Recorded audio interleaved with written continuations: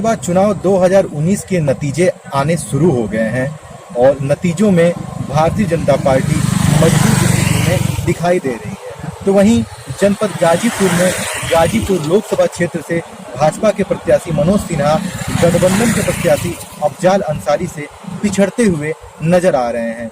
इस पूरी रिपोर्ट को देखते हैं और समझते हैं कि क्या रही चुनाव की स्थिति। आजकल जो भी गाजीपुर को देखकर जाता है वो कहता है काम तो बहुत भइल बा, कमवा दिखाई पड़ता। कमवा चाहिए कि जाके जातिवाद चाहिए, शांतियां सम्मान चाहिए कि माफिया के दौस चाहिए। जनपद गाजीपुर के आरटीआई मैदान से प्रधानमंत्री नरेंद्र मोदी की ये गर्जना मनोज सिन्हा के चुनाव प्रचार के लिए थी। उन्होंने आरटीआई मैदान से मनोज सिन्हा की तारीफ की तो वहीं अफजाल अंसारी के ऊपर व्यंग्य भी कसा। मनोज सिन्हा की तारीफ वो करते भी क्यों ना। मनोज सिन्हा ने जनपद गाजीपुर में कुछ विकास के अभूतपूर्व कार्य किए। कहते हैं कि प्रत्यक्ष को प्रमाण की जरूरत नहीं होती, तो वैसे ही मनोज सिन्हा ने जनपद गाजीपुर में रेलवे स्टेशन के सुंदरीकरण से लेकर रेलवे का विस्तार तक किया। उन्होंने स्कूलों को सुंदर तो बनाया ही बनाया और गंगा के ऊपर रेल कम रोड ब्रिज का निर्माण कार्य भी प्रारंभ करा दिया। उन्होंने वाराणसी से गाजीपुर होते हुए गोरखपुर के लिए 4 लेन सड़क का निर्माण कार्य भी लगभग खत्म ही करवा दिया। लेकिन फिर भी ये लड़ाई विकास वर्सेस जातिवाद में बदल गई। ये भी नाम दिया भारतीय जनता पार्टी ने। भारतीय जनता पार्टी ने ये कहा कि हमने जनपद में विकास के बहुत सारे कार्य किए हैं और वही बहुजन समाजवादी पार्टी गठबंधन के साथ अपने प्रत्याशी अफजाल अंसारी को मैदान में उतार चुकी थी। तो भारतीय जनता पार्टी ने कहा कि ये लड़ाई विकास वर्सेस जातिवाद की है, क्योंकि गठबंधन का वोट बैंक यादव और दलितों से जुड़ा हुआ है और भारतीय जनता पार्टी का विकास हर समुदाय, हर वर्ग और हर जाति के लिए। दिन आगे बढ़ते गए, चुनाव का समय नजदीक आता गया। नामांकन की प्रक्रिया भी शुरू होने वाली थी और विकास के नाम पर मनोज सिन्हा हर घर घर जाकर छोटी छोटी जनसभाएं कर वोट मांगना शुरू कर दिया था। तो वहीं दूसरी तरफ सबसे पहले अफजाल अंसारी पहुंचे नामांकन पत्र दाखिल करने के लिए। अफजाल अंसारी नामांकन पत्र दाखिल कर ये जताया कि मेरी जीत तो निश्चित है, क्योंकि मेरा वोट बैंक फिक्स है। समय आगे बढ़ता गया, अफजाल अंसारी ने अपना नामांकन पत्र दाखिल किया और पूरे कॉन्फिडेंस के साथ मैदान में उतर गए। अफजाल अंसारी ने विकास से हटकर जनता के मूलभूत सुविधाओं की बात की। उन्होंने जनता को ये बताया कि आपको भारतीय जनता पार्टी ने किस तरह से ठगा है। आपको भारतीय जनता पार्टी ने मूलभूत सुविधाएं नहीं दी हैं। तो वहीं दूसरी तरफ मनोज सिन्हा अपने विकास कार्यों को जनता को बताते रहे और एक विशाल रैली करते हुए, रोड शो करते हुए अपना नामांकन दाखिल करने के लिए कचहरी स्थित परिसर में पहुंच गए। मनोज सिन्हा ने अपना नामांकन दाखिल किया। उनके साथ कई कद्दावर नेता मौजूद थे। वहीं मनोज सिन्हा के चुनाव प्रचार में भी राजनाथ सिंह से लेकर वीके सिंह जैसे कई कद्दावर नेता गाजीपुर पधारे थे और मनोज सिन्हा के लिए चुनाव प्रचार किया था। हालांकि मनोज सिन्हा ने अपना नामांकन पत्र दाखिल किया और वो आश्वस्त थे कि इस बार जनपद गाजीपुर जाति के नाम पर नहीं, विकास के नाम पर वोट देगी।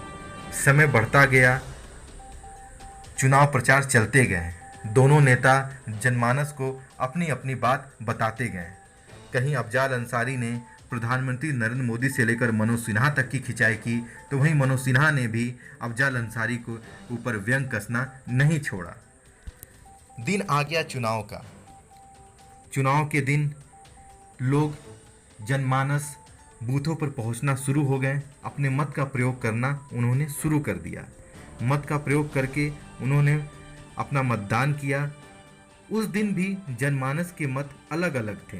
कुछ लोगों ने ये कहा कि हमने गठबंधन को वोट दिया है, तो कुछ लोगों ने ये कहा कि हमने विकास के नाम पर वोट दिया है। ये लड़ाई पूरी की पूरी विकास और जातिवाद के बीच में अटक कर रह गई। 19 मई 2019 को जनपद गाजीपुर में मतदान प्रक्रिया शुरू हो चुकी थी और शांतिपूर्वक ढंग से वो मतदान प्रक्रिया संपन्न भी हुई। कुछ कुछ जगहों पे छोटी मोटी घटनाएं हुई, लेकिन प्रशासन का कहना था कि ये मतदान प्रक्रिया शांतिपूर्ण ढंग से संपन्न हुई। लेकिन ठीक उसके एक दिन बाद एक खबर आई कि ईवीएम की अदला बदली करने की कोशिश की जा रही है। ये खबर अफजाल अंसारी तक पहुंची। अफजाल अंसारी अपने समर्थकों संग जंगीपुर मंडी पहुंच गए। जी, ये जंगीपुर मंडी गाजीपुर में स्थित है, जहां ईवीएम का स्ट्रांग रूम बनाया गया है। जंगीपुर मंडी में अफजाल अंसारी पहुंचे, वहां उनकी दरोगा से नोकझोंक भी हो गई। अफजाल अंसारी का कहना था कि 2 गाड़ियां चंदौली के पास पकड़ी गई हैं, कहीं ईवीएम की अदला बदली करने की कोशिश की जा रही है। उनका यह भी कहना था कि हमारे कुछ आदमियों को यहाँ पे क्यों नहीं रखा जा रहा है। खैर, अफजाल अंसारी की नोकझोंक हुई। अफजाल अंसारी वहां अनशन पर, धरना पर बैठे और धरना पर बैठने के बाद काफ़ी देर बाद सुलह हुआ और उनके समर्थक वहीं पर धरना देना शुरू कर दिए। बात डीएम तक पहुंची। डीएम ने इस पर सफाई दिया और बताया कि ईवीएम क्यों रखे गए थे। अफजाल अंसारी ने भी प्रेस कॉन्फ्रेंस किया और मीडिया को बताया कि भारतीय जनता पार्टी की मंशा अच्छी नहीं है। मीडिया के विभिन्न माध्यमों में यह सूचना फैल रही है कि जनपद गाजीपुर में ईवीएम की निगरानी के लिए प्रत्याशियों को रोका गया है। इस सूचना के बारे में यह अवगत कराना है कि आदोस्ताक्षरी द्वारा रिटर्निंग ऑफिसर गाजीपुर के हैसियत से यह व्यवस्था बनाई गई कि प्रत्येक प्रत्याशी को स्ट्रांग रूम पर निगरानी रखने के लिए 3 ऐसी वैंटेज पॉइंट पे प्रत्येक 8 घंटे में एक व्यक्ति का पास जारी करने के लिए मेरे द्वारा एसडीएम सदर को अधिकृत किया गया है।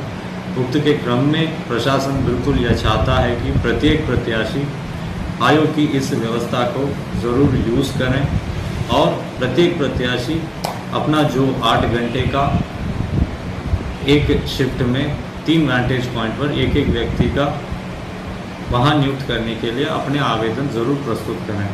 मगर कुछ प्रत्याशियों द्वारा यह संख्या 1 से बढ़ाकर कभी 3, कभी 5, मतलब एक ही समय में 3 वैंटेज पॉइंट में कभी 9, कभी 15 लोगों का परमिशन मांगने पर प्रशासन द्वारा उसको असहमति व्यक्त की गई। प्रशासन द्वारा यह समझाने का प्रयास किया गया कि 14 प्रत्याशियों को 8-8 घंटे में 3 पॉइंट पर 3 लोग या 5 लोग देने पर संख्या की बहुत अधिकता होगी और उसके कारण स्ट्रांग रूम का जो माहौल है उस पर प्रभाव हो सकता है और किसी आकस्मिक स्थिति भी उत्पन्न हो सकता है।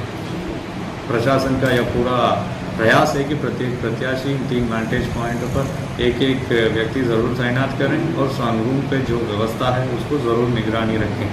हमारा पूरा प्रयास है कि चुनाव पारदर्शिता से हो और कोई भी ऐसी छेड़छाड़ या ऐसी कोई बातों का कोई मौका ही ना दिया जाए।